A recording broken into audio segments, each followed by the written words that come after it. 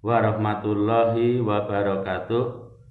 Sahabat dan adik-adik sekalian, kali ini kita akan belajar bersama tentang sistem sirkulasi atau sistem peredaran darah. Adapun materi yang akan kita pelajari adalah tentang alat-alat peredaran darah dan gangguan pada sistem peredaran darah. Namun sebelum materi saya lanjutkan, perhatikan tulisan subscribe. Apabila masih berwarna merah, maka segera klik pula gambar lonceng yang ada di sampingnya, sehingga adik-adik dan sahabat sekalian akan menerima notifikasi atau pemberitahuan apabila saya mengupload video atau materi yang baru.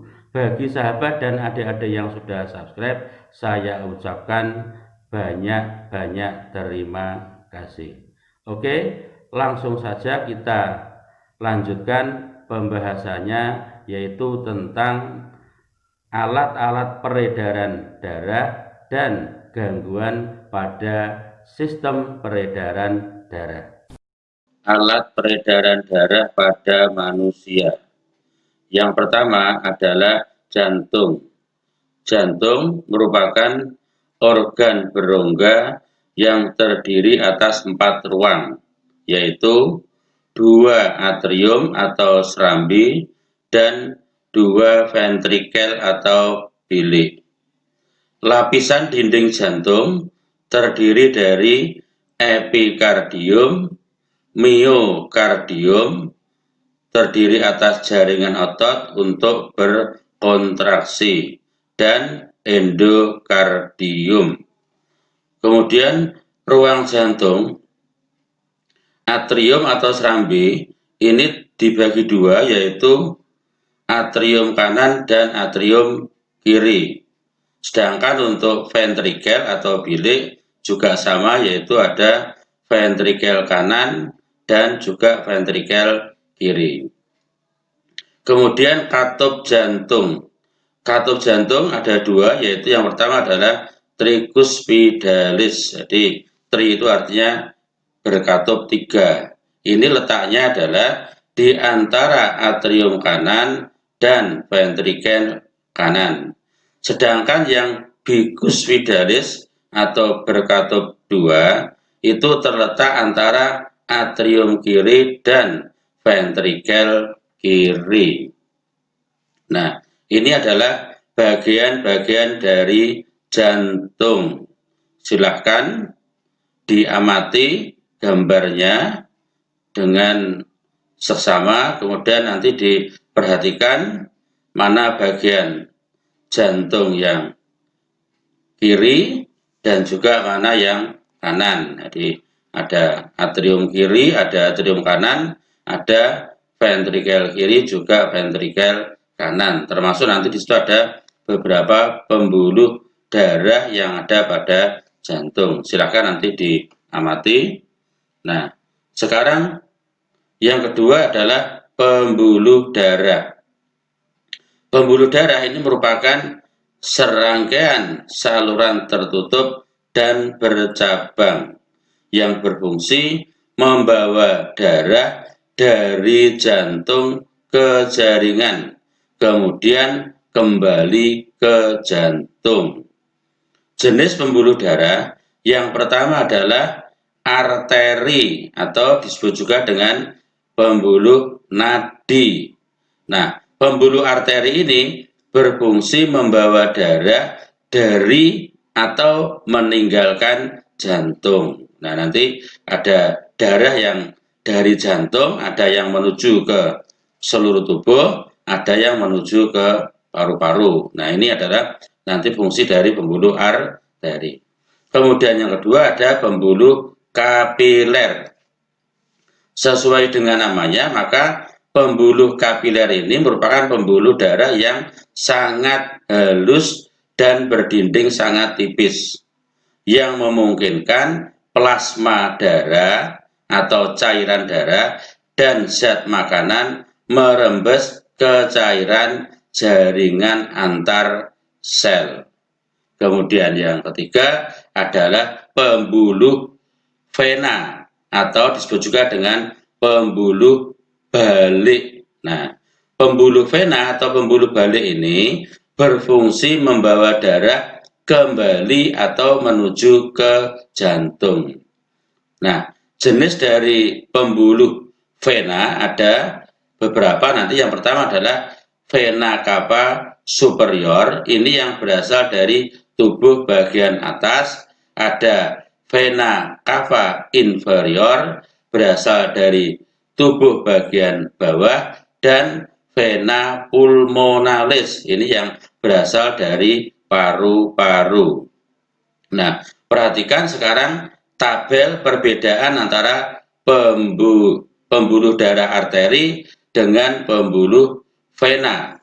Yang pertama yaitu dindingnya. Untuk arteri, dindingnya tebal dan elastis, sedangkan untuk vena ini tipis dan kurang elastis. Kemudian yang kedua, jumlah dan letak katup. Untuk arteri ini ada 1, terdapat pada awal keluar dari jantung. Sedangkan untuk pembuluh vena ini jumlah katupnya banyak di sepanjang pembuluh yang mengarah ke jantung. Yang berikutnya, darahnya. Untuk arteri ini adalah darahnya kaya oksigen kecuali pada arteri pulmonalis. Jadi pada arteri pulmonalis ini darahnya kaya CO2. Sedangkan untuk vena ini darahnya kaya CO2 atau karbon dioksida kecuali pada vena pulmonalis. Jadi pada vena pulmonalis ini darahnya kaya oksigen. Kemudian aliran darah untuk arteri meninggalkan jantung, untuk vena menuju ke jantung. Kemudian tekanannya untuk arteri ini kuat atau sangat kuat, ya kan? Nah, kemudian untuk vena ini lemah. Nah, sekarang untuk letak ya. Untuk arteri letaknya di bagian dalam tubuh, sedangkan untuk vena dekat permukaan tubuh. Nah, sekarang saya teruskan tentang mekanisme peredaran darah pada manusia. Yang pertama adalah sistem peredaran darah pulmonalis atau biasa disebut dengan peredaran darah kecil.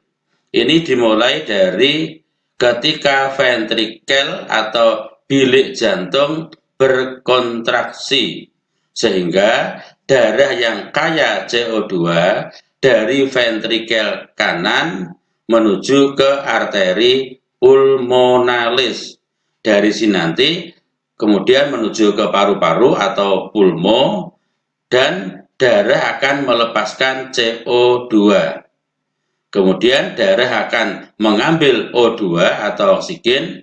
Nah, sehingga nanti darah yang kaya O2 akan dibawa vena pulmonalis menuju ke atrium kiri. Nah, ketika ventrikel relaksasi, jadi saya ulang, ketika ventrikel relaksasi maka darah menuju ke ventrikel kiri lagi. Nah, kemudian yang kedua adalah sistem peredaran darah sistemik atau peredaran darah besar. Ini juga sama, yaitu ventrikel kontraksi. Maka darah yang kaya O2 atau oksigen dari ventrikel kiri menuju ke aorta. Jadi ini tolong diperhatikan, kalau peredaran darah kecil atau pulmonalis ya, yang kaya CO2 itu dari ventrikel kanan. Kalau ini yang kaya O2 dari ventrikel kiri menuju ke pembuluh aorta. Nah, dari sini darah akan diedarkan ke seluruh tubuh. Darah akan melepaskan oksigen dan mengambil CO2 dari jaringan, sehingga darah yang kaya CO2 akan dibawa ke vena cava menuju ke atrium kanan. Jadi ini juga tolong diperhatikan, kalau tadi darah yang kaya yang untuk yang peredaran darah kecil ya kan, darah yang kaya O2 di bawah vena pulmonalis menuju ke atrium kiri. Tolong perhatikan yang atas ya kan, ini menuju ke atrium kiri. Nah, sedangkan untuk yang ini sebaliknya, yaitu darah yang kaya CO2 ya dibawa ke atrium kanan. Nah, ketika ventrikel relaksasi maka darah menuju ke ventrikel kanan. Nah, yang perlu dicatat adalah bahwa sistem peredaran darah pulmonalis maupun sistemik ini keduanya saling berkaitan. Nah, kemudian sekarang adalah bagaimana sistem peredaran darah pada janin atau pada fetus. Pada janin ini mendapatkan oksigen dan nutrisi melalui plasenta, yaitu jaringan dinding rahim yang banyak mengandung pembuluh darah untuk pertukaran zat. Nah, di dalam tali pusar, ini pada janin atau fetus ini ada tali pusar, nanti terdapat vena umbilikal, yaitu darah dari plasenta ke janin, dan arteri umbilikal, darah dari janin menuju ke plasenta. Nah, ini adalah gambar diagram sistem peredaran darah. Nah, tolong nanti ini diperhatikan, ada pembuluh arteri di sini ya.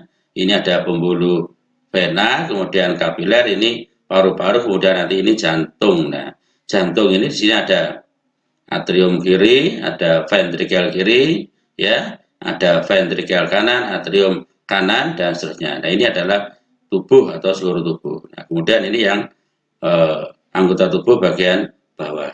Nah, tolong nanti dipahami sendiri, dibaca sendiri tentang diagram gambar diagram sistem peredaran darah.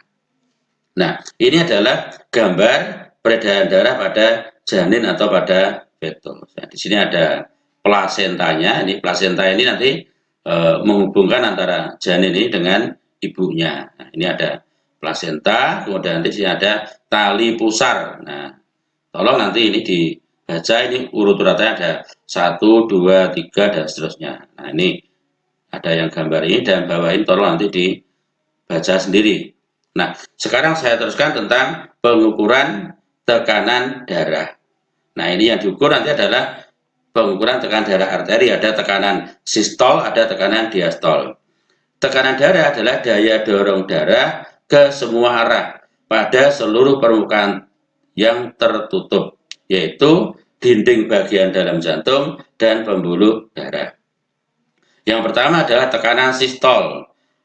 Tekanan sistol adalah angka yang menunjukkan tekanan darah ketika jantung berkontraksi untuk memompa darah ke arteri atau ke pembuluh nadi. Nah, ini tekanan sistol ini nanti lebih tinggi ya. Biasanya nanti ada 120, nah itu sistol. Kemudian tekanan diastol itu adalah angka yang menunjukkan tekanan darah ketika jantung relaksasi. Nah, atau tekanan darah balik dari arteri dan nadi ke jantung. Nah, ini tekanan diastol ini lebih rendah dari tekanan sistol. Nah, untuk tekanan darah orang yang normal itu biasanya sistolnya 120 mm Hg dan diastolnya 80 mm Hg. Nanti biasanya ditulis 120 per 80, itu artinya adalah yang 120 adalah tekanan sistol, sedangkan yang 80 adalah tekanan diastol. Nah, sekarang sedikit saya singgung tentang gangguan pada sistem peredaran darah. Yang pertama yaitu ada anemia. Nah, anemia ini biasanya orang menyebut dengan kekurangan darah. Nah, ini biasanya karena kekurangan eritrosit atau sel darah merah. Kemudian ada hemofilia. Nah, hemofilia itu adalah kelainan di mana darah sukar atau tidak bisa membeku. Nah, jadi nanti akan dibahas di kelas 12, nanti ada materi ini. Kemudian leukemia atau ada yang menyebut juga dengan kanker darah. Ada siklemia, ada thalassemia. Nah, ini thalassemia ini juga nanti merupakan penyakit menurun. Ada hipertensi, ini tekanan darah tinggi, hipotensi, tekanan darah rendah, ada arteriosklerosis, trombus, embolus, jantung koroner, varises, hemoroid, ya, limfangitis, kemudian ada yang disebut dengan IM. Nanti silakan nanti untuk lebih jelasnya nanti bisa dilihat juga pada buku paket yang kalian miliki. Nah, sekarang saya teruskan tentang ini, teknologi untuk sistem peredaran darah. Ada beberapa teknologi di sini yang mungkin saya singgung, yaitu yang pertama adalah elektrokardiograf. Ini merupakan teknik mengetahui keadaan darah, jantung, dan pembuluh darah menggunakan gelombang ultrasonik untuk membentuk bayangan. Ada juga yang namanya pemindaian dengan bahan radioaktif. Ini fungsinya untuk mendeteksi penyakit jantung dengan cara injeksi bahan radioaktif yang tidak berbahaya.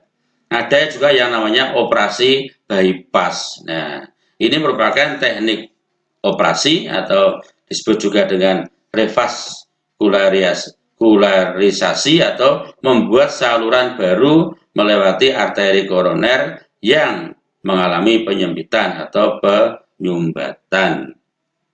Kemudian juga ada namanya terapi gen, yaitu teknik menumbuhkan pembuluh darah baru dengan menyuntikkan beberapa salinan gen yang mengkode VEGF, yaitu VEGF itu adalah vascular endothelial growth factor. Ada yang namanya angioplasti, yaitu teknik membuka sumbatan pembuluh darah menggunakan kateter yang dilengkapi dengan balon yang dapat memaksa pembuluh darah terbuka dan plak pada pembuluh darah nanti akan terdorong untuk keluar.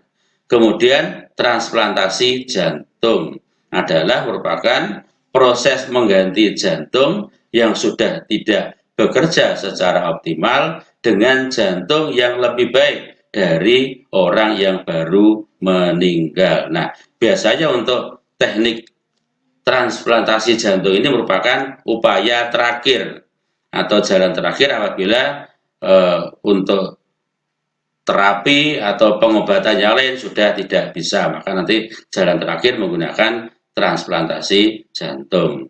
Kemudian yang berikutnya adalah pacemaker, yaitu alat pemacu detak jantung untuk menstabilkan detak jantung dengan cara memberi impuls listrik berkekuatan ringan. Nah, itu adalah beberapa terapi ya yang berkaitan dengan sistem peredaran darah. Apabila ada pertanyaan, silahkan tulis pada kolom komentar yang ada pada bagian bawah video ini. Demikian yang bisa saya sampaikan. Ada kurang lebihnya saya mohon maaf. Dan apabila dirasa video ini bermanfaat, silahkan bagikan, silahkan share ke teman-teman atau rekan-rekan dari sahabat dan adik-adik sekalian. Saya akhiri, wassalamualaikum warahmatullahi wabarakatuh.